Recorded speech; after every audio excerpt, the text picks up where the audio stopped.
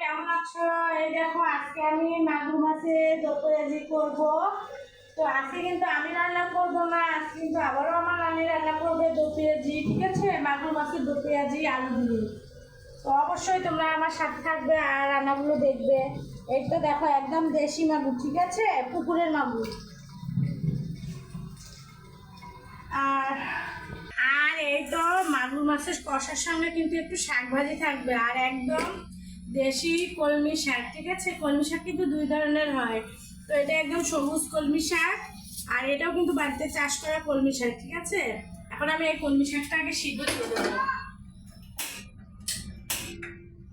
এটা এখানে করে বেছে নেব। মাগুর মাছের কষা দিয়ে কিন্তু একদম পুরো 2 প্লেট ভাত। যেহেতু মাগুর মাছের কষা করব, তো পেঁয়াজটা একটু এরকম করে কেটে নিতে হবে একদম মিহি করে। আর এটা আমি একদম লাল লাল করে ভেজে নেব। তো আজকে কিন্তু বন্ধুরা বলছি আমার নানিকে যে আজকে নানি তুমি একটু মাগুর মাছের কষাটা করো, যেহেতু সে অনেক আগের যুগের লোক, সে থেকে কিন্তু আমাদের শেখা উচিত। তো এই জন্য আমি তাকে বারবার রিকোয়েস্ট করলাম যে আজকে মাগুর মাছের কষাটা তুমি করো।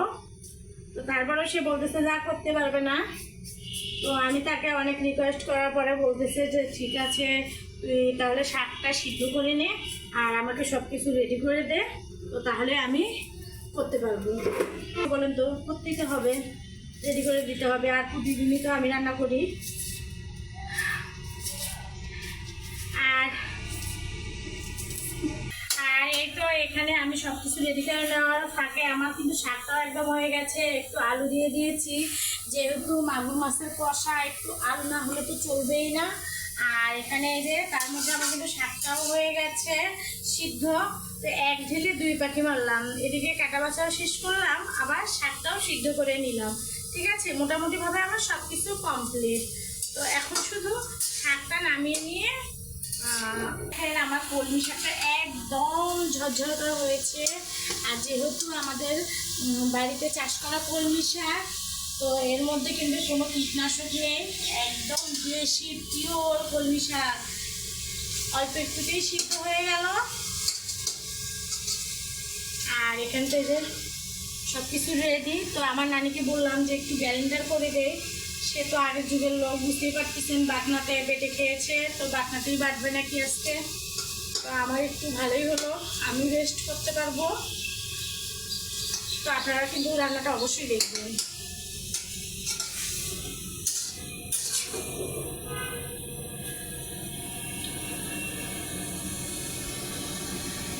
একটু লবণ দেখে বাস হয়ে গেছে। আর এই তো এখন এই যে শাকটা আগে তেলে দিয়ে দেবো। আর এই তো এখানে অনেকগুলো মরিচ পেঁয়াজ দিয়েছি। আর আমি কিন্তু যখনই শাক রান্না করি রসুন পেঁয়াজটা বেশি দিয়ে থাকি। আর রসুন পেঁয়াজটা যদি বরাবরই একটু শাক ভাজিতে বেশি দেওয়া যায় তো একটা অন্যরকম টেস্ট লাগে। তো এই যে এখানে আমি অনেকগুলো মরিচ একটু দিয়ে দিচ্ছি। আর একটু ঝাল ঝাল না হলে তো শাক ভাজি একদমই ভালো লাগে না। এখন এগুলো ভেজে নিয়ে শাকটা তেলে দিয়ে দেবো।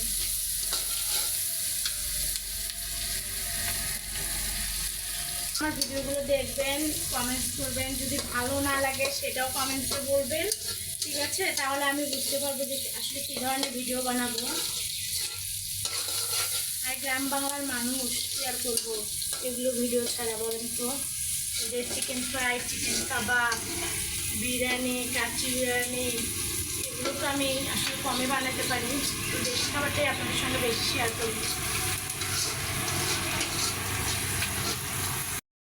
এই তো এখানে এখন আলুগুলোকে ভেজে নেওয়া হচ্ছে। তো আর এই তো এখানে যে বাটনাটা সব কিন্তু বেটে নেওয়া হচ্ছে। ঠিক আছে, এগুলো হচ্ছে গ্রামের মানুষরা কিন্তু এইভাবেই বেশি খায়। তো আমি মাঝে মধ্যে ব্যালেন্ডার করি, আমি হয়তো বা বাটনাতে বাটতে পারি না। আর এই তো এই যে মাগুর মাছগুলো আর এই যে আলুগুলো কিন্তু একদম লাল লাল করে ভেজে নিচ্ছে।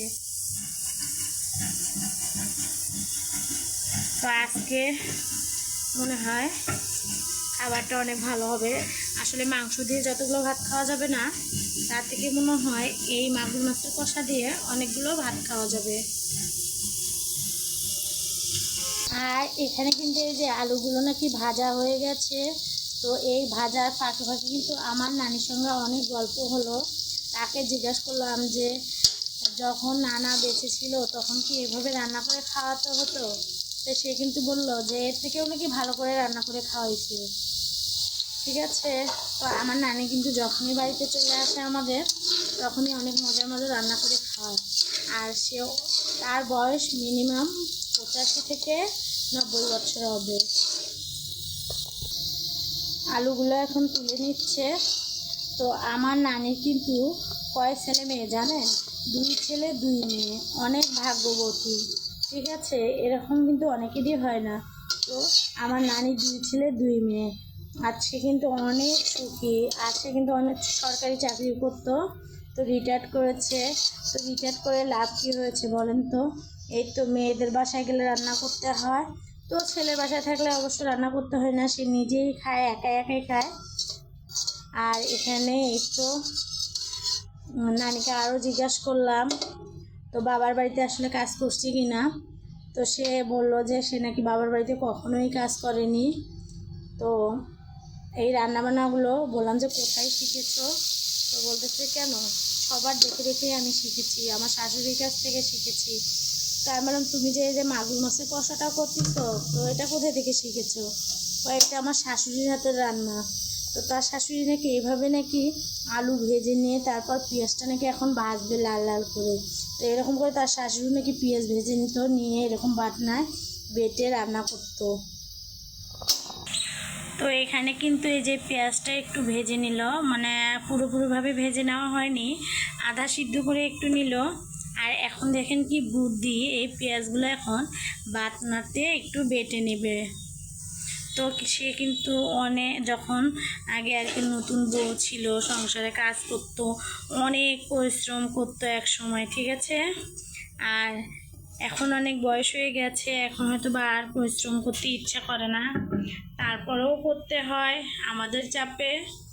তো এখানে এই যে কি বুদ্ধি তার, আমি তো একদমই অবাক তার এই রান্না দেখে। তবে একটা জিনিস মিল আছে আমার সাথে, সেও কেন জানি দেখি হলদির গুঁড়োটা আগেই দিয়ে দেয়। তো এই যে লবণটা যে দিয়ে দিল, এটা কিন্তু আমার সঙ্গে একদমই মিল নাই। আর আমি রান্না করতে গেলে কিন্তু বরাবরই আমার মনে থাকে না। ঠিক আছে, আর এখন মনে হচ্ছে এখানে মাছগুলোকেও দিয়ে দেবে। তা আমি আবার জিজ্ঞেস করলাম যে তুমি যে এখানে মাছগুলোকে দিয়ে দিচ্ছ, তো মশলা কষাই নিলে না? হয় না, আগে আমি মাছটা একটু তেলে নাড়াচাড়া করে নেব, আর তারপরেই মশলাগুলোকে দিয়ে দেব। তো দেখেন কি বুদ্ধি, এইভাবে যে মাগুর মাছ ভুনা করে খায় কখনোই জানতাম না। আর এর সঙ্গে কিন্তু 2-3টা শিং মাছও ছিল। আর এই মাছগুলো আমাদের পুকুরের, একদম টাটকা ছিল।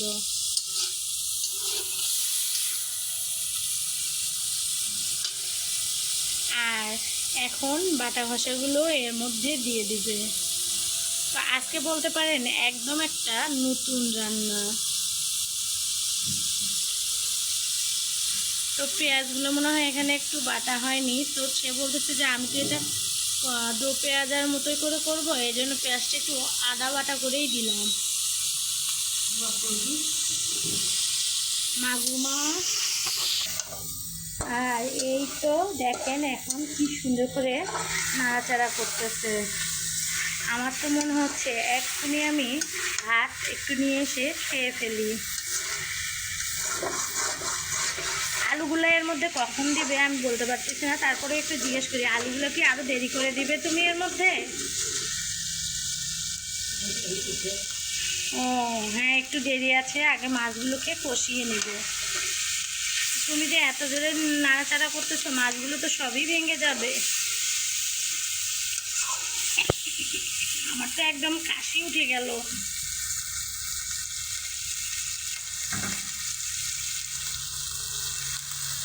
আর এখানে যে বাটনাটা ধুয়ে পানি দিয়ে দিল।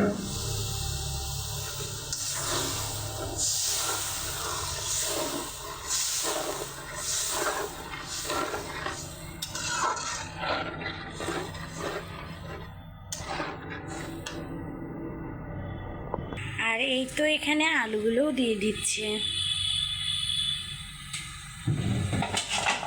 তো মোটামুটিভাবে মনে হয় রান্নাটা অনেক অনেক সুন্দর হবে, তাই না?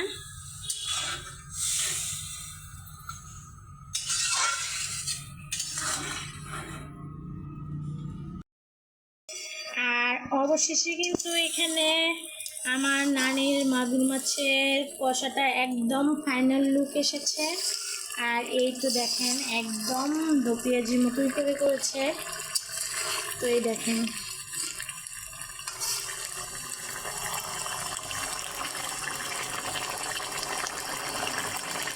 এই তো রান্না এখন শেষ। সবাই অবশ্যই আমার ভিডিওগুলো দেখে কমেন্টস করবেন, আর কী ধরনের ভিডিও দেখতে চান অবশ্যই জানাবেন। সবাই ভালো থাকবেন, সুস্থ থাকবেন। আল্লাহ হাফেজ।